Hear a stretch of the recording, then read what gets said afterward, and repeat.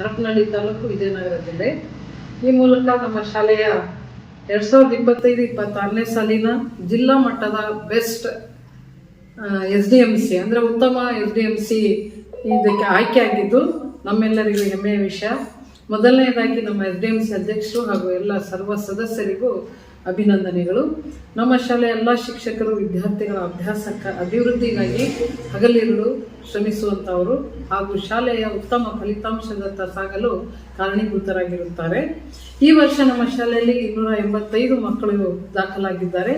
10ನೇ ತರಗತಿಯಲ್ಲಿ ಈ ವರ್ಷ 73 ವಿದ್ಯಾರ್ಥಿಗಳು ಪರೀಕ್ಷೆಯನ್ನು ಬರೆಯುವ ತಯಾರಿಯಲ್ಲಿದ್ದಾರೆ.